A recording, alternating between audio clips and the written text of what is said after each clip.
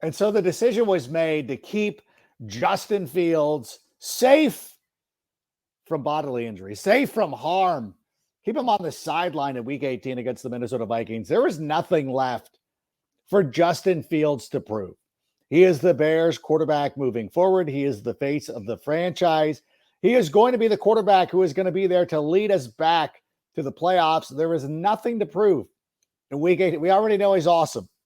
So, a lot of people can say it's a matter of tanking or something like that. I won't get into all that business. And I'm not going to put it past the Minnesota Vikings to pull a fast one on us and try to out-tank us. But hopefully, after they were embarrassed by the Green Bay Packers, they will want to go out and play. But who knows what's going to happen. But in any event, the Bears have their quarterback of the future. I feel like they're making the right move, and we'll be talking about it here in just a moment. As Sammy, why don't we go ahead and start the show? Turn up your volume. Because you're about to listen to The Sick Podcast with Adam Ray. Trying to cut it back. Justin Fields making magic happen. There goes Fields. Touchdown. The sickest Chicago Bears and fantasy football podcast. Brought to you by Underdog Fantasy and Air Pura. Sports entertainment like no other. It's gonna be sick. Welcome, everybody, to the Sick Podcast with Adam Rank. Thank you so much for being here. We've got a great show in store for you today. Matt Cartensen will be our guest in a matter of moments. But right now, I want to take an opportunity to just say thanks to everybody for your understanding of why we canceled Take It to the Rank on Tuesday night. Obviously, 24 hours removed for what happened with Damar Hamlin. It was just it just felt right for me to postpone it, just to kind of get word. And, it was one of those situations where life is bigger than football. So we wanted to take a moment to just kind of, give our well wishes to Hamlin and his family and the entire Hamlin family and everything that is going on with them. A lot of great news on Friday morning.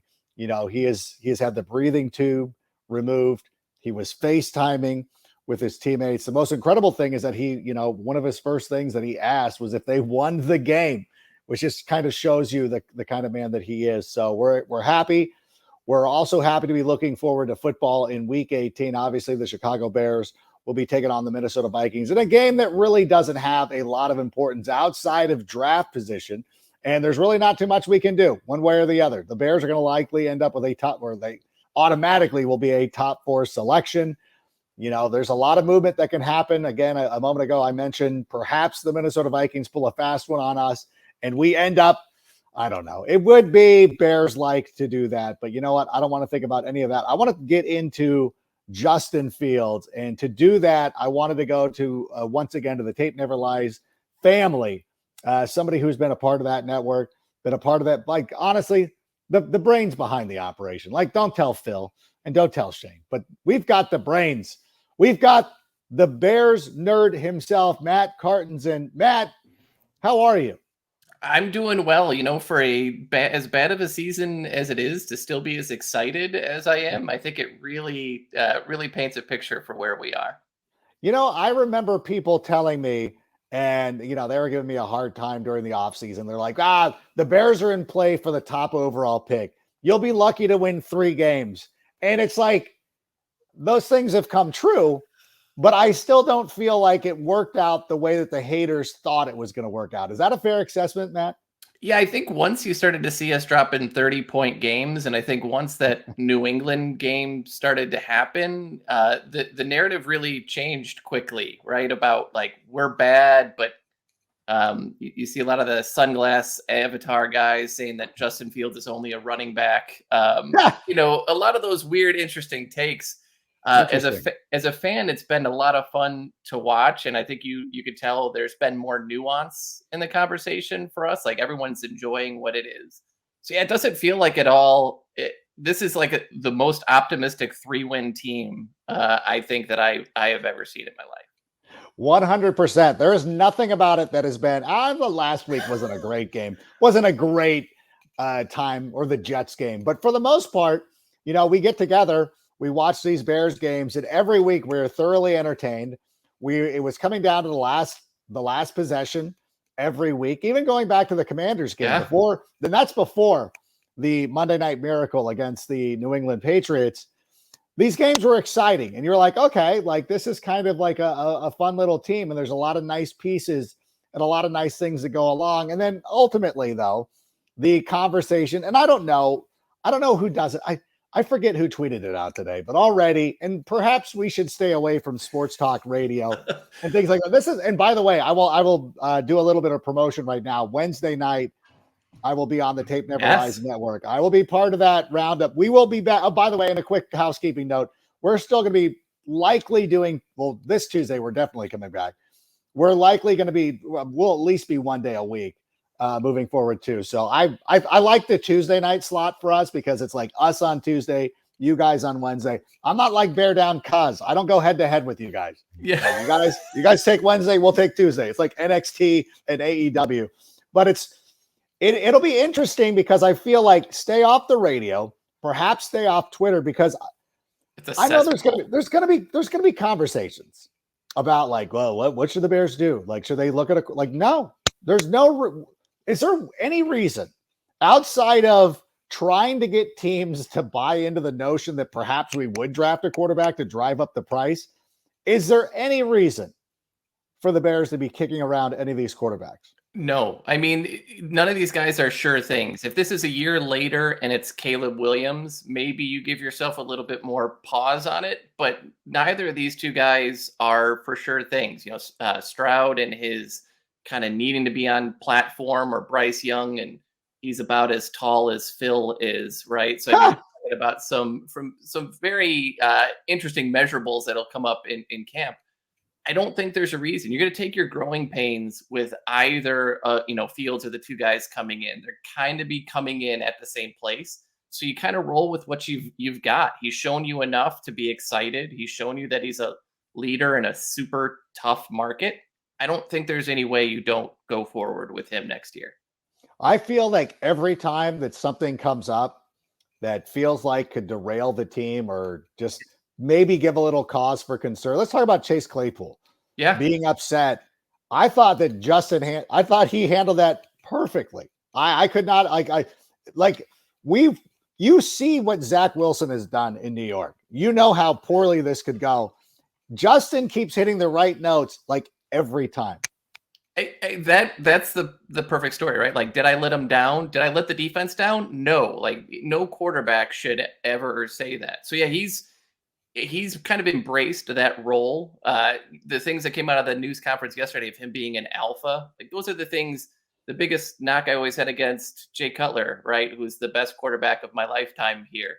Wasn't really much of an alpha, wasn't much of a natural leader. So all those little check marks mean a ton to me, and to, a lot of people watching. So with the way he handled that and the way he embraced his enthusiasm as a player, the way he talked more positively about his desire to win, it just kind of felt like, okay, these little things would have set a lesser team off. And for us, it's just a building block going forward. I mean, I get encouraged. I'm glad that Chase Claypool, number one, is as invested as he is. I'm glad you're upset. That was a terrible game. You should be pissed. Like, please be pissed. Like, that's great. And Justin to not take it personally. And I think that's one of the things that's been great is that he doesn't seem to take it personally. He's not feuding. He's not yelling at the coaches. It feels like every time he goes over and you see, and people can say what they want about Luke Getsy, and they can say like, listen, I think everybody's got work to do during the offseason. Yeah. And I think it's fair to say it. But every time I hear Luke Getsy speak, and every time I look at the sideline and they show him and Justin standing together, I'm like, well, there's two guys that are just working through it. I mean, I'm sorry. Yeah, they didn't get it figured out in 17 games. Not a lot of coaches do. Not a lot of coaches get that opportunity. I feel that it's a great relationship. And every time, and I don't want to be this guy who's judging it all on body language and everything, but it always feels like, I feel okay. Like it just feels good watching those two on the sideline. I think that's a very fair assessment. I think that if you went back and asked Ryan Poles, the biggest failure of the team this year would be that they did not expect the offensive line to be as bad as they are. And, I think they expected them to be bottom third, not bottom period. And so I think everybody's kind of viewing that through this. I think they can see the plays and some of the things that might work if timing was there, if there were things there. There were moments where they were able to execute and everything came together for once. And I think they're just really, again, listening to Janako's press conference and all the things that he said, everybody's aware of the warts and they're willing to go put in the work. And the one thing you never question about Justin Fields is that he's going to go put in the work.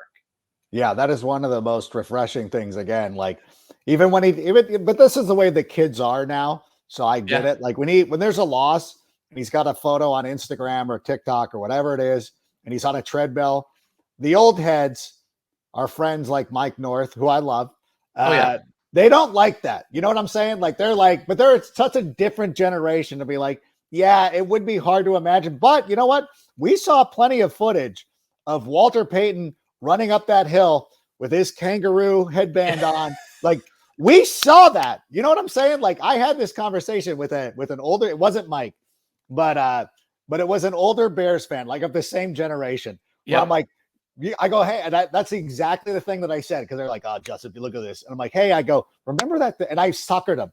Cause I go, hey, remember that? Remember seeing that thing with Walter Payton was in the cutoff sweatshirt? His ruse headband on. The guy's like, oh, it was great. And he's running up the hill. Like, how do you think you saw that? He brought a camera crew to his house to show you that he was running this hill, whether it was set up by CBS and the NFL Today or whatever it was, we still saw it. So let's not act like this is a new thing or anything, but it is something that these players do, and it goes, that's fine. Like I love it. Like he's committed, he's ready to go. And like you said, I think that I love Jay Cutler.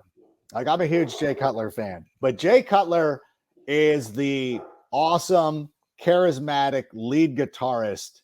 He's not the front man. Yeah. He's Slash.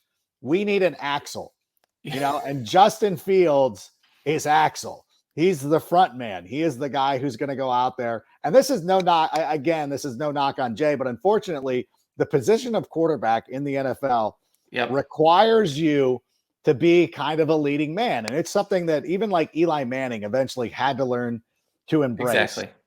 He wasn't like that. That's not his personality. That's not something. I remember the first time he went down to San Diego to play and the crowd was ready to boo him because he forced the trade, or his dad forced the trade out of there. The Giants were all surrounding him. Like it wasn't like any other person would have been like, I'll be in front. Like, I'm good. You know what? I'm gonna take it. I'm gonna wear this. I forced the trade out of San Diego, but like Michael Strahan and everybody embraced him. And then eventually you saw Eli be that guy who would be out in front. Jay never did that. Justin's already there. So that is the impressive thing. And it lends itself because like that's the way the offensive line treats them too. Is like, you're out in front by yourself. We're not going to guard anybody for you. I mean, I've never seen a guy get sacked so quickly when there's only 4 guys rushing the passer. Like that is, to your point, it's like 2 seconds. And so it's a time for them to go, oh, there he goes again. And all right, we'll get you next time, Justin. We'll take care of him next time. It's crazy. You tweeted that out, right? You had the thread recently.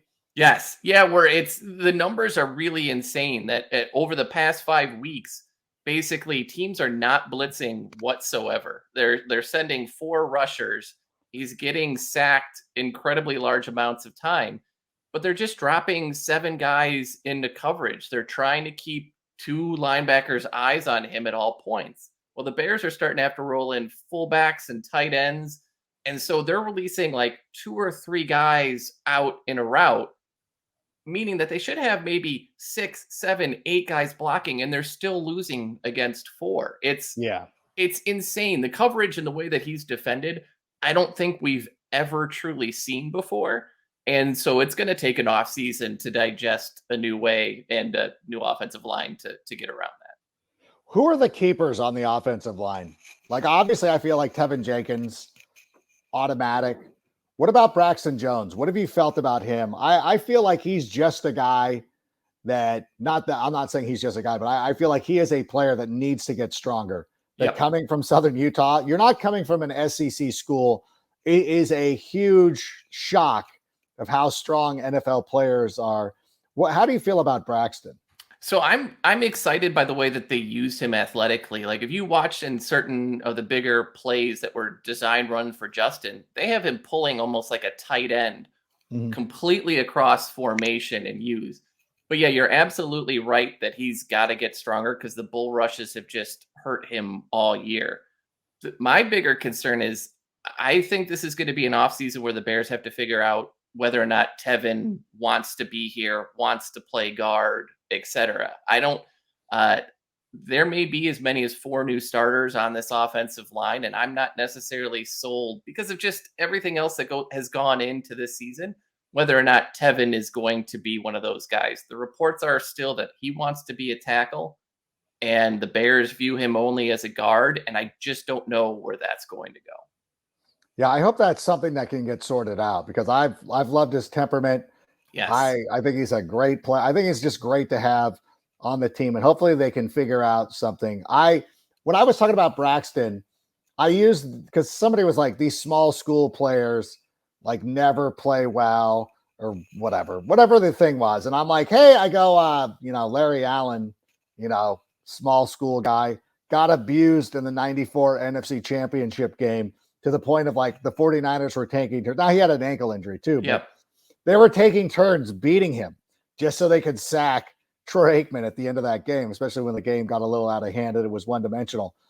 And of course, the guy's clackback is like, he's no Larry Allen. And I'm like, well, like, don't pretend that you knew who Larry Allen was when he was drafted. He was an anonymous player Yep. who played at Sonoma State, who became famous because he became good. And I'm not saying that Braxton Jones is going to become Larry Allen. That wasn't what I was saying, but I was also just pointing out, like, yeah, sometimes these smaller school guys take a little bit of an adjustment period before they get up and running. And so I hope that's just going to be the case because they certainly love him. They love the intangibles. And like you said, his athleticism really is off the charts. So it's something to dive into. And with Tevin Jenkins, like maybe like I feel like perhaps the right guard situation this year was built out of necessity of like him arriving so Yes. late.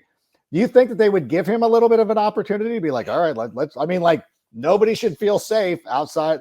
Probably anybody on the offensive line should feel safe. No, I don't think anybody should. I think they're going to have to pull back and really rethink because I think one of the few things that they did identify is that Larry Borum is not a right tackle and he's probably not even a guard. And Reif is not going to be here next year. So I think they're going to have to really do a lot of soul searching before free agency starts because I mean, they're going to have to be super aggressive early to fill all those holes as quickly as possible. They've got to figure out if that's 4, if that's 5, if that's 3. Cody Whitehair is another one that kind of hangs in the balance with his age, performance, and contract.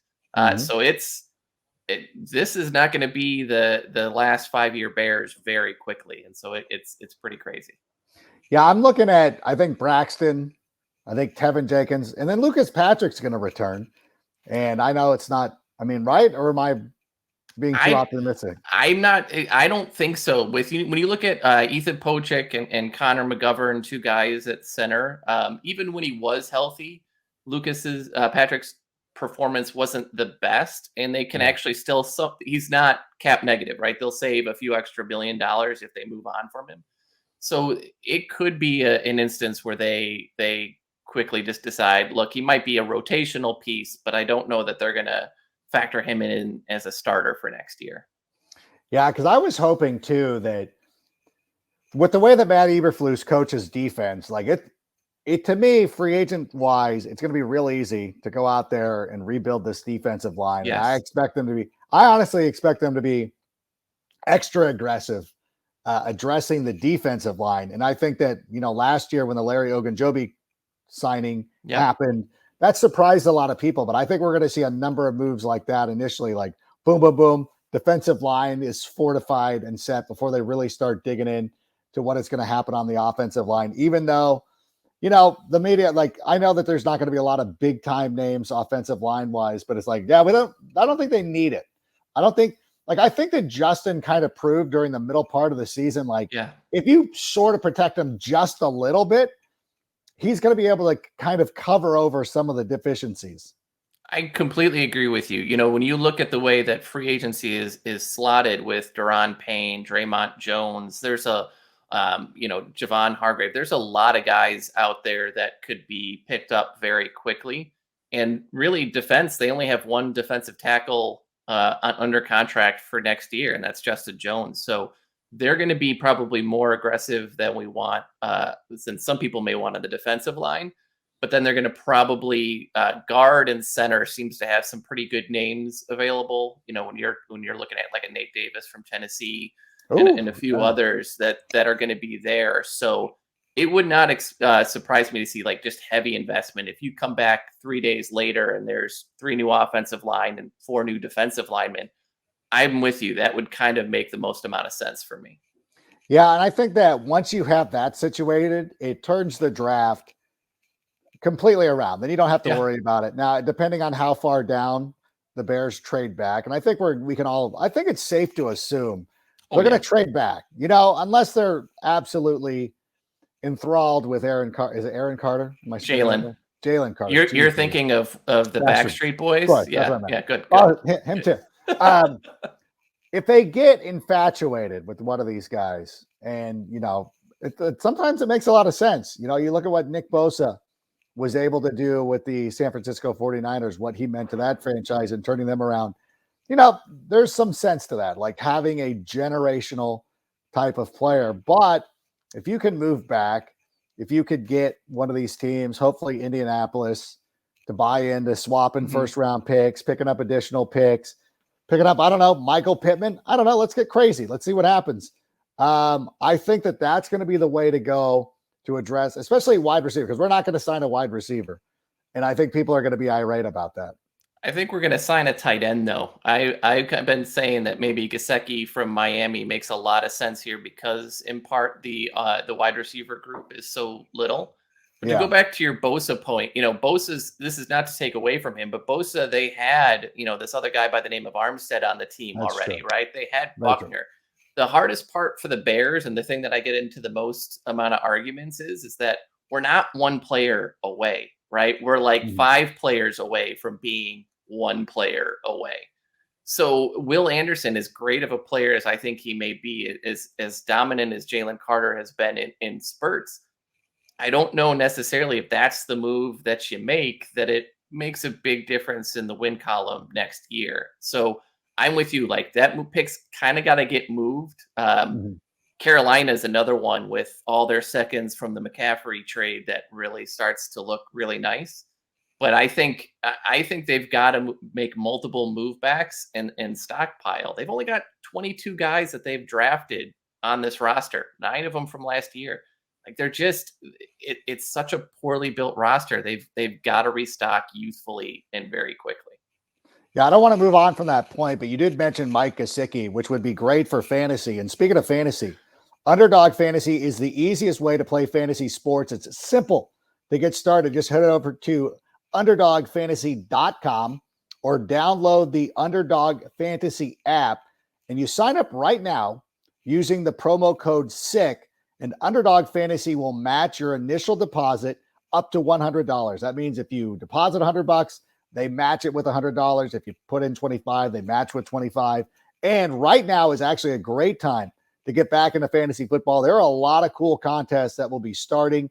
We're going to have a lot of stuff during the playoffs. There's going to be draft stuff, then basketball, NBA, March Madness soon. So Underdog Fantasy is the place to be. And of course, just having the app on your phone is awesome because you get all the latest news and updates. Underdog Fantasy will keep you posted. So go to underdogfantasy.com or download the app and get started. Just make sure you use the code SICK to there. So I do love the idea, though, what you said with multiple trade backs. Like thinking about it, like if I'm my wildest of fantasies would be getting the number 1 pick and making Houston give us their 2 first rounders. Yep. And then moving that second first rounder for some, because like you said, I think that the thing that's killed the Bears over the last part of the season, now obviously being able to rush 100 guys, or to rush 4 guys and get to the quarterback. But the reason that happens is that there's no depth.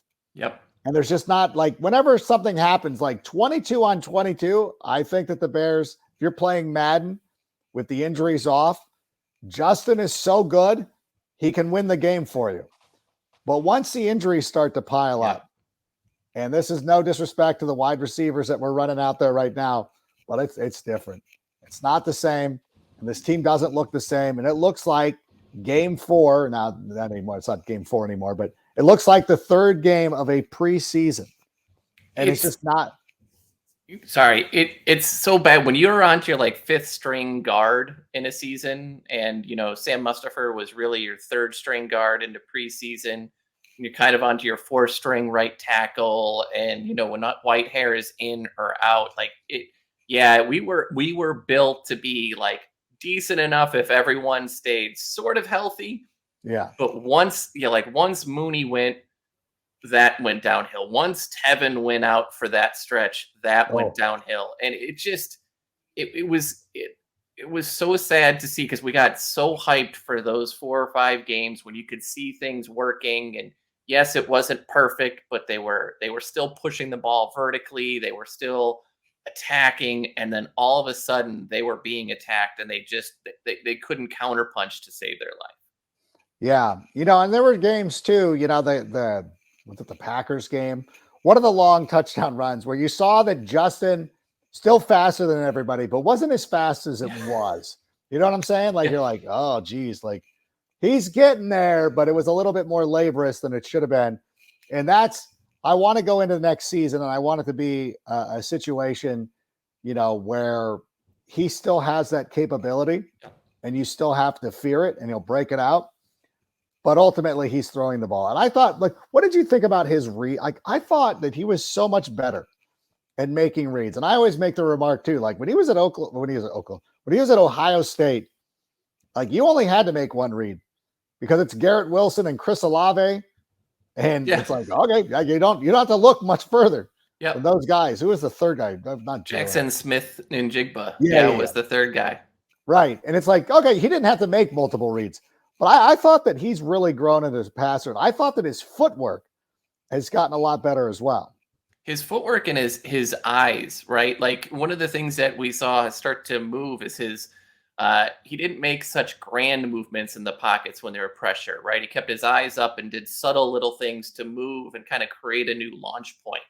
Those were some of the big things. I thought after he sat for the Jets game, he was much better at identifying the deep stuff wasn't there and taking what was underneath. This is one of the things we've always talked about is this is really his first timing-based offense. Yeah. To your earlier point in Ohio State, timing meant I'm going to wait one more second and one of these guys is going to get open. And if they're not, I'm going to wait another second and one of those guys will get open. Yeah. And here timing was, guys aren't getting off the line cleanly. They've got sloppy footwork. So timing was really, if I give them a second, can they maybe get open or do I need to run? But his footwork and his eyes and the way that he was viewing the field from week 1 until last week are eons better than they had been. So good. Yeah, I'm so excited. Again, like you said, right when he came on, is like there's never been an offseason I've been more excited for.